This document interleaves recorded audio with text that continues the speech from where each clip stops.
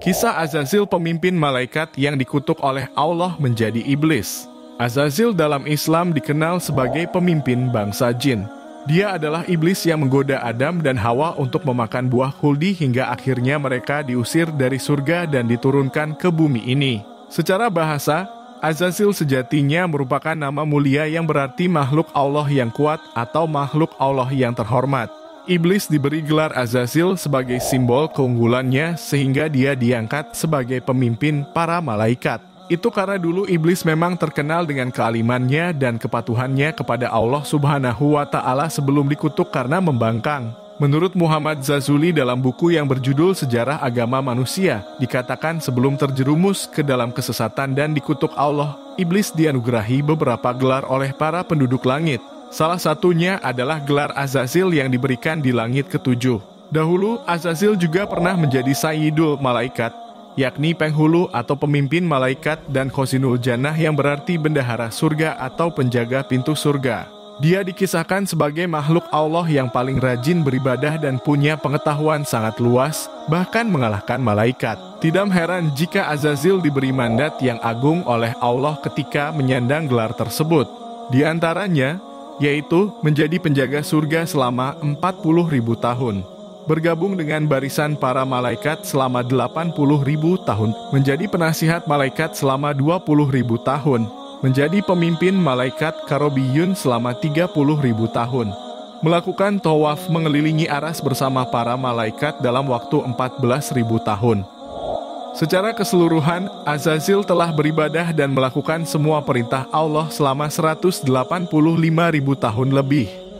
Namun, itu semua terjadi sebelum dia dikutuk dan menjadi iblis yang menggoda umat manusia. Dalam tafsir Ibnu Katsir dijelaskan bahwa dalam melakukan ibadahnya, Azazil tidak memiliki kesadaran bahwa Allah lah yang memberi kemampuan kepada seorang hamba untuk beribadah kepadanya. Ketidaksadaran itu memunculkan rasa takabur atau sombong dalam diri Azazil. Sebagai pemimpin malaikat, Azazil merasa dialah yang paling berhak menduduki makom atau tingkatan hamba di hadapan Allah yang tertinggi di antara semua makhluk ciptaannya. Azazil pun mulai membangkang dan durhaka terhadap Allah, termasuk menolak perintahnya untuk menghormati Nabi Adam. Dia yang diciptakan dari api merasa lebih baik daripada Adam yang diciptakan dari tanah. Karena kesombongannya itu, Azazil mendapatkan nama baru, yakni iblis yang diambil dari kata balasa yang artinya tidak mempunyai kebaikan sedikit pun. Allah lalu mengusir iblis dari surga dan mengutuknya sampai hari kiamat kelak. Kisah tersebut diabadikan dalam surat Al-A'raf ayat 12-13 yang artinya, Allah berfirman, "Apakah yang menghalangimu sehingga kamu tidak bersujud kepada Adam tatkala aku menyuruhmu?" Iblis menjawab, "Aku lebih baik daripada dia. Engkau ciptakan aku dari api, sedangkan dia engkau ciptakan dari tanah." Allah berfirman, "Maka turunlah kamu darinya surga, karena kamu tidak sepatutnya menyombongkan diri di dalamnya. Keluarlah, sesungguhnya kamu termasuk makhluk yang hina." Dari kisah tersebut dapat diambil pelajaran bahwa sejatinya setiap kebaikan yang ada pada diri kita semata-mata adalah karunia Allah. Jika kita tidak diberikan kenikmatan sehat, mana mungkin kita bisa melaksanakan ibadah dengan nyaman kepadanya.